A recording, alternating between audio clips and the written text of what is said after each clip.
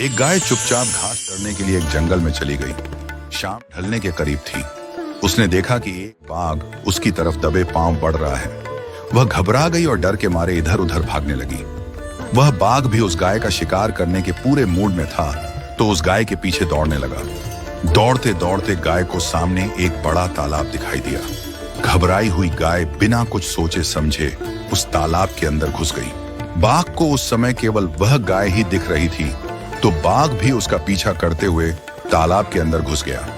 दोनों को अंदर जाकर पता चला कि वह तालाब बहुत गहरा नहीं था, उसमें पानी कम था और वह कीचड़ से भरा हुआ था। उन दोनों के बीच की दूरी काफी कम थी, लेकिन अब वह कुछ नहीं कर पा रहे थे। वह गाय उस कीचड़ के अंदर धीरे धीरे धंसने लगी। वह बाघ भी उसके पास होते हुए भी उसे पकड़ नहीं पा रहा था और बाघ भी कीचड़ के अंदर धंसने लगा।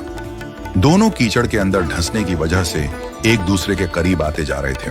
दोनों करीब करीब गले तक उस कीचड़ के अंदर फंस गए। दोनों हिल भी नहीं पा रहे थे। कीचड़ के अंदर धंसे होने की वजह से दोनों का शरीर बिल्कुल भी हिल नहीं पा रहा था और गाय के करीब होने के बावजूद भी वह बाघ उसे पकड़ नहीं पा रहा था। थोड़ी देर बाद गाय ने डरते हुए उस बाघ से पूछा, क्या तुम्हारा कोई गुरु या मालिक है? बाघ ने थोड़ी देर तो कुछ सोचा और फिर बाघ ने गुर्राते हुए कहा, मैं तो जंगल का राजा हूँ, मेरा कोई मालिक नहीं है। मैं खुद ही जंगल का मालिक हूँ। मैं क्या करूंगा किसी गुरु का?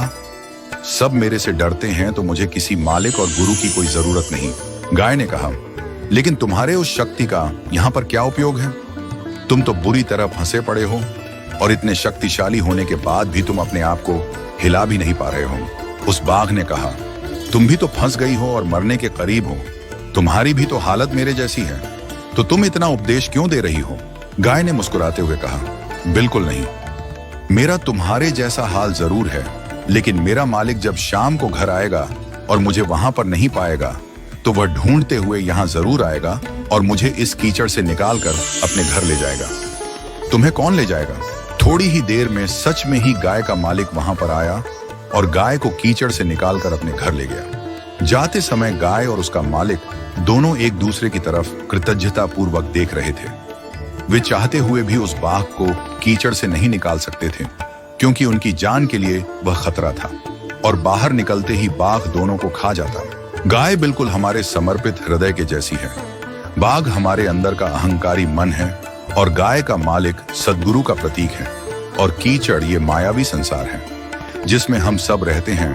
और गाय और बाघ के बीच का संघर्ष बिल्कुल अस्तित्व की लड़ाई के जैसा है। किसी पर निर्भर नहीं होना अच्छी बात है, लेकिन उसकी अति नहीं होनी चाहिए। आपको किसी मित्र, किसी गुरु, किसी सहयोगी की हमेशा ही जरूरत होती है। चाहे कुछ भी हो जाए, लेकिन जिंदगी में एक गुरु अवश्य होना चाहिए।